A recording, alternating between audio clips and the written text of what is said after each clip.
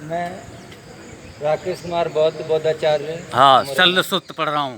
मैं सल सुत्त का का अर्थ पढ़ रहा हूँ। हाँ, अर्थ पढ़ रहा हूँ। जी, बोलते जाइए। यहाँ मनुष्यों का जीवन अनियमित और अज्ञात है, थोड़ा और जोर से कठिन पढ़िए। और अल्प है, और वह भी दुख से युक्त है। नहीं हो तो ऐसा इसको ले कोई लीजिए, उपक्रम नहीं है इसको ले लीजिए, पास जिससे में लगा कि लो हाथ में, ये पास में ले ले, लीजिए ये दोनों ले लो। उसको हाँ, खा लो। चलो हाँ लो, लगाओ। मुंह के पास रखना। मुंह के पास रखना, बिल्कुल पास कर लो ऐसे, ठीक है। हाँ, जिससे कि पैदा हुए लोग न मरें, बुढ़ापा प्राप्त करके भी मरना होता है। ये ठीक है। जीव प्राणियों का ऐसा ही स्वभाव है। जैसे पके हुए फलों को सुबह के समय गिरने का डर होता है, वैसे ही जन्म लिए हुए प्राणियों को नित्य मरने का डर लगा रहता है। जैसे कुंभकार द्वारा बनाए मिट्टी के सभी बर्तन टूट जाने वाले हैं, ऐसा ही प्राणियों का जीवन है। तरुण, बड़े बच्चे और बुद्धिमान सभी मरण के बस में चले जाते हैं, सभी मरण को प्राप्त होने वाले हैं। उन मरण के अधीन रहने वालों के परलोक जाते समय न तो पिता अपने बेटे की रक्षा करता है और न ही भाई बंधु अपने भाई बंधुओं की। भाई बंधुओं को देखते हुए ही, नाना प्रकार के विलाप को देखते हुए ही मरण अकेले ही प्राणियों को बस किए जाने वाली गाय की तरह ले जाता है।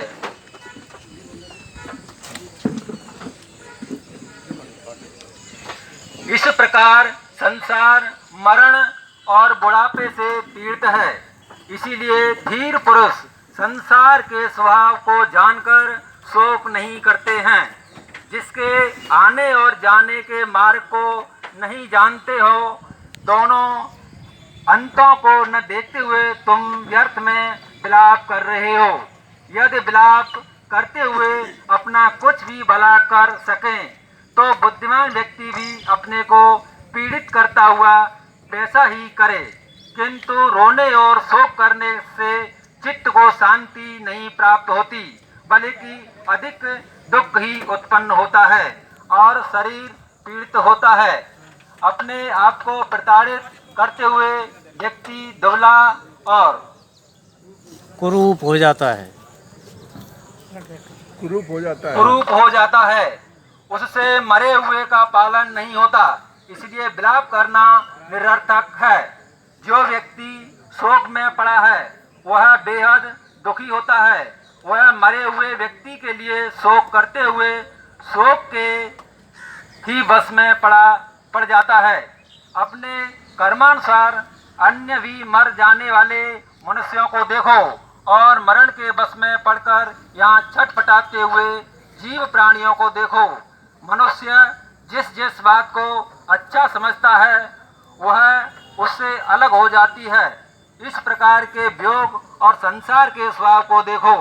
यदि मनुष्य 100 वर्ष या इससे अधिक आयु तक जीवित रहे तो भी वह भाई बंधुओं से अलग हो जाता ही है और यहाँ के जीवन को त्याग देता है।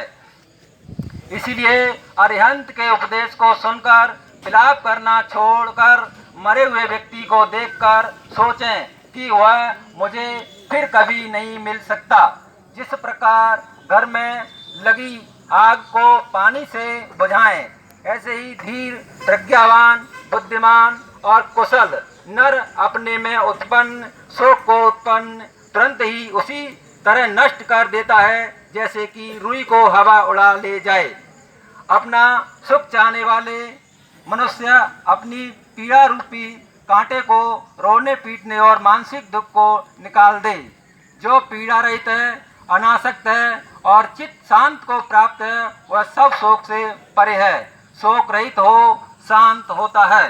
साधु साधु साधु। आज बंते जी दम ज्योति के सम्मान में हम लोगों ने ये पाठ किया। वो किताब दे देना बंते जी। हाँ।